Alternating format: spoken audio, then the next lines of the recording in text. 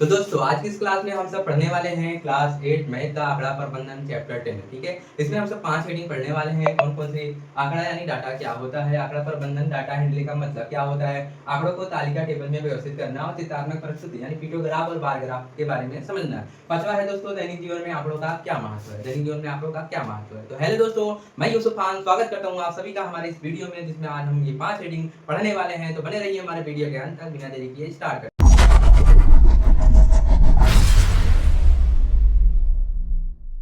आंकड़ा प्रबंधन। आज हम एक नया और मजेदार चैप्टर शुरू करने वाले हैं जिसका नाम है आंकड़ा प्रबंधन यानी डाटा हैंडलिंग। ये सुनने में तो बड़ा नाम लगता है, लेकिन ये असल में हमारी रोज की जिंदगी में काम आने वाली चीज है। तो दोस्तों सबसे पहले मैं बताऊंगा आंकड़ा यानी डाटा क्या होता है। आंकड़ा का मतलब होता है दोस्तों जानकारी ज्ञान। ठीक है, आंकड़ा का मतलब क्या होता है, जानकारी ज्ञान। जैसे कौन सी कक्षा में कितने बच्चे हैं, कौन कौन से रंग की टाफियां पसंद करते हैं, कौन से खेल में कितने बच्चे खेलते हैं, कौन से खेल में कितने बच्चे खेल सकते हैं, ये सब क्या है दोस्तों, आंकड़ा है। ये सब क्या है, आंकड़ा है। आंकड़ा प्रबंधन का मतलब होता है दोस्तों जानकारी को इकट्ठा करना और उसे सही जगह लिखना और उसे समझने लायक बनाना। ये क्या है दोस्तों, आंकड़ा प्रबंधन यानी डाटा हैंडलिंग है। आंकड़ा का मतलब यहाँ पे लिखा हूं मैं, चीजों की संख्या हिसाब इन्हों हिसाबों से सही नतीजा निकलते हैं तो उसे आंकड़ा कहते हैं। उसे क्या कहते हैं दोस्तों, आंकड़ा कहते हैं। आंकड़ा प्रबंधन का मतलब होता है दोस्तों जब बहुत सी गिनती या हिसाब आंकड़े को इकट्ठा करके इन्हें ठीक से सजाकर और समझने लायक बना दिया जाता है तो उसे आंकड़ा प्रबंधन कहते हैं। आप सरल भाषा में कह सकते हो दोस्तों बिखरे हुए मोती को पिरोना और उसे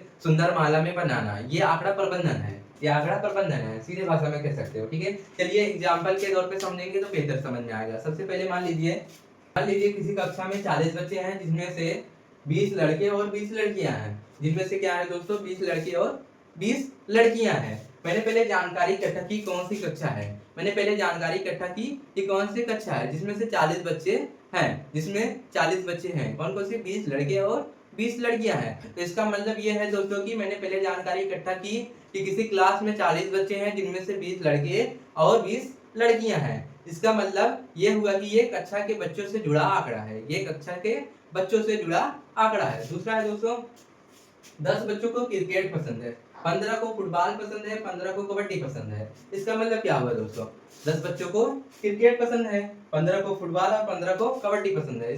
हमने पता लगाया दोस्तों कि किस खेल को कितने बच्चे पसंद करते हैं, यानी ये पसंद के आधार पर क्या है, आंकड़ा है। यानी ये पसंद के आधार पर क्या है, आंकड़ा है। अगला वाला आंकड़ा जो है वो सब आप कमेंट में बताइएगा कौन से आधार पर ये आंकड़ा है।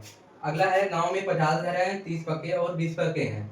और चौथा है महीने के 7 दिन की तापमान की जानकारी है सोमवार से शनिवार तक। ये सब आप कमेंट में बताइए। ठीक है, ये सब आप कमेंट में बताइए। ठीक है, तो यहाँ तक नोट कर लीजिए दोस्तों, उसके बाद आगे बढ़ते हैं।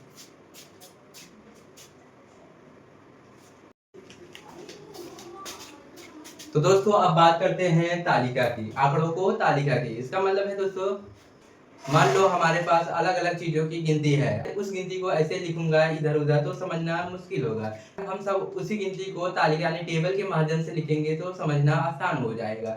जैसे कि किसी कक्षा में 40 बच्चे हैं, 20 लड़के और 20 लड़कियां हैं। लड़के 20 हैं, लड़कियां 20 हैं, यानी कुल कितने हो गए, 40 बच्चे हो गए। यही दोस्तों आंकड़ों की तालिका है। दूसरा क्या है दोस्तों, खेल का पसंद, खेल की पसंद।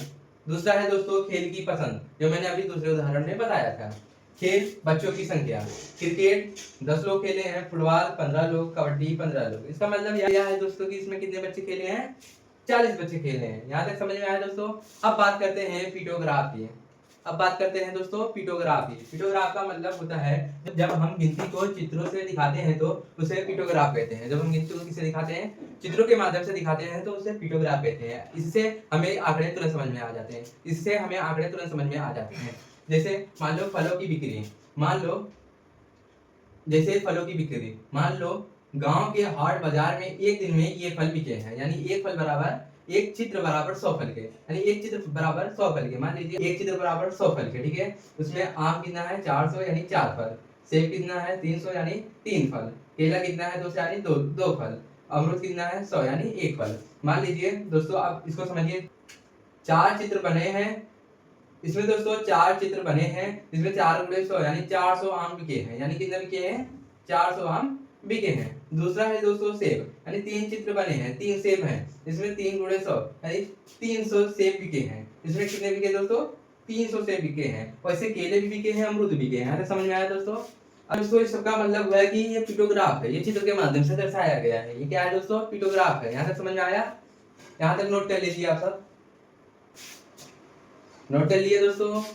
नोट हो गया? तो आशा करता हूँ दोस्तों आप सभी को यहाँ तक समझ में आ गया होगा, जिसमें हम अगले क्लास में पढ़ने वाले हैं बार ग्राफ के बारे में, दैनिक जीवन में आप लोगों का क्या महत्व है, और उसके आगे जो टॉपिक है उसको भी मैं बताने वाला हूँ अगले वीडियो में। तब तक के लिए चलते हैं, पढ़ते रहो, आगे बढ़ते रहो। जय हिंद।